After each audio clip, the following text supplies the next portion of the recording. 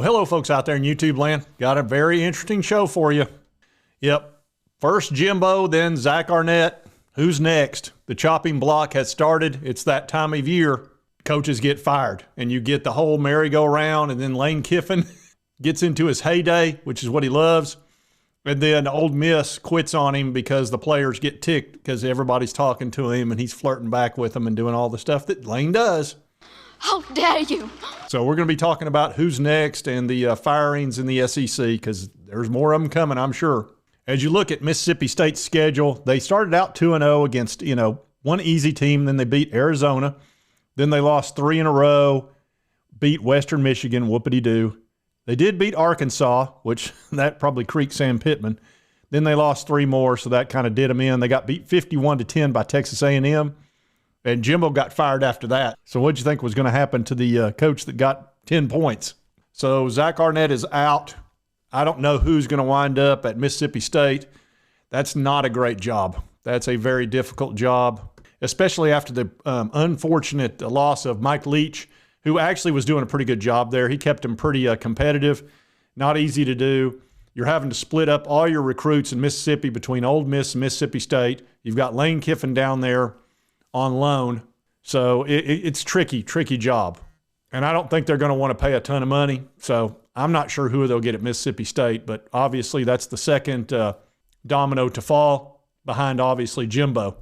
Now, there's a lot of talk that Jimbo's replacement could either be, we've heard a new name, Urban Meyer. Now, Urban, went out in a sort of a bad way at Ohio State after winning a national title. And then he had a real bad run at the NFL. So he is a possibility there, but understand that things have changed a lot in college football since he was a head coach. So I'm not confident that he would be the ideal fit. Football players have a lot of say nowadays, like they do in the NFL. So I don't know that Urban would like that. He's kind of a disciplinarian. That may have been his problem in the NFL. That's a little bit kind of risky, even though it sounds crazy. The guy's won 2 national titles in the SEC and the Big Ten. So on paper, it sounds like a home run, but so did Jimbo. The other possibility is Lane Kiffin. I think he would definitely take the job. You're talking $10 million a year, 5-star recruits. He's out of Ole Miss where he doesn't have enough NIL money. He doesn't have the 5 stars. That's where I think he winds up. But he might wind up at another place, which we'll talk about in a minute. Now, as far as Sam Pittman at Arkansas, you look at this schedule, they're not doing very well. They won the first 2 games. Then they've done nothing but lose 1, 2, 3, 4, 5, 6 losses in a row. Beat Florida. Man, that was a killer game for Florida. That was the backbreaker. Then they got absolutely boat raced by Auburn Tigers. So they've had, 3 wins and 7 losses. I don't see him surviving. He's got to play FIU. He'll beat them, I would think, and then Missouri's going to whoop them. So he's going to finish up 4-8. Good luck, Sam Pittman. You know who they should probably get? Bobby Petrino. Bobby Petrino had a lot of luck there in Arkansas. Of course, he went out on a motorcycle, as we know. But things have changed a lot since then. Arkansas might be able to look past that. I don't know. But Arkansas is probably going to be looking for a head coach, I would think. Then you've got Billy Napier. Now, Billy's coming off 3 big losses in a row. He could end up 5-7 or 6-6. He's already lost 2 recruits in the last 24 hours. Wardell Mack, who's a top 100 cornerback, and Jamonte Weller, who's an edge rusher, another top 100, so 2 big-time 4-stars.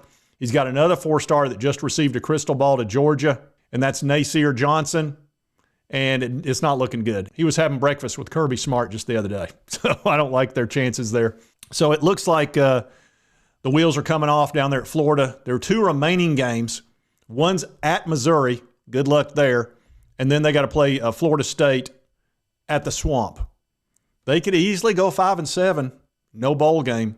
And if they keep losing recruits, which was the one thing they were really hanging their hat on, was the fact they were number 3 in the country in recruiting. Now I think they're number 5 and probably dropping. I don't think they've seen the end of the decommits. It's just hard to lose multiple games in a row. And if they end up losing 4 out of the last 5 or 5 out of the last 5, it's just not looking good. I could see them letting him go. Now, they may stick with him because he does have support in the administration down there. But when the fans turn on you, especially Florida, they love getting rid of a coach. They will get rid of you like that. So we'll see how it plays out, but I don't like his chances long-term there. And 2024, their schedule's ridiculous. I'm going to show you their schedule, how absurd it is. Here you go. They start out with Miami, Their one easy game, Sanford.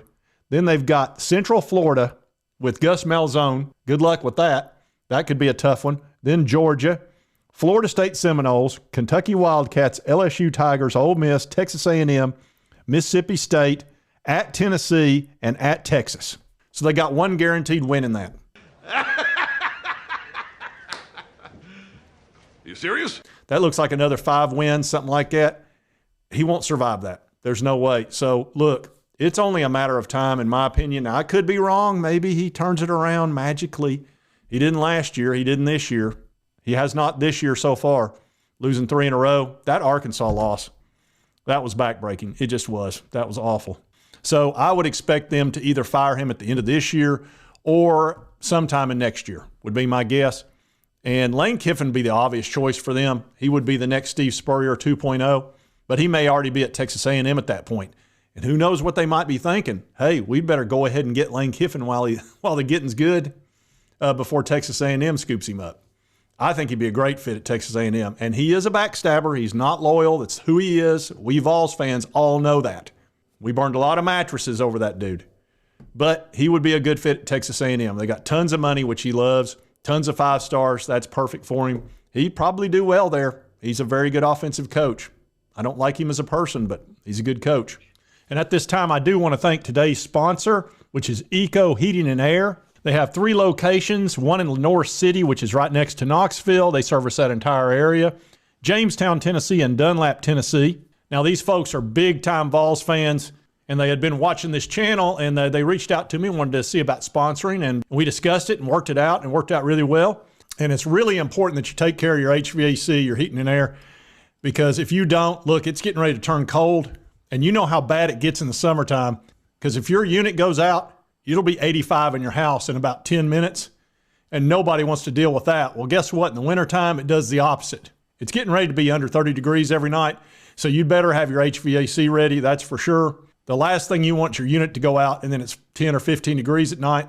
So Eco, which is known for their really fast service, they have a maintenance special right now that includes 2 visits, a 21-point inspection, and a special UV cleaner that they'll add to your unit, the type they use in hospitals, and you'll get that for free as part of their maintenance agreement.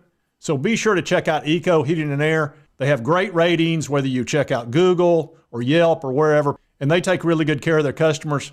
I can tell you right now, several years ago, I didn't take care of my HVAC, had to replace the whole unit, and that was $8,000. And that was back then. What do you think it would cost now? So be sure you take care of your HVAC. Don't be like me and don't be like Aunt B. Why didn't you call the man? I should have called the man like you said. That's right. Call the man. So we'll see how this plays out, but there's a merry-go-round going around right now, and there's only so many seats.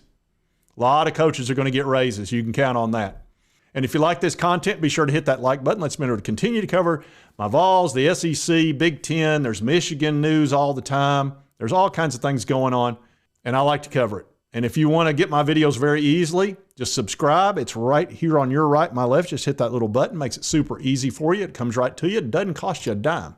And right over here's most recent video YouTube thinks you'll enjoy. And we'll see you next time on Sports Talk Jay.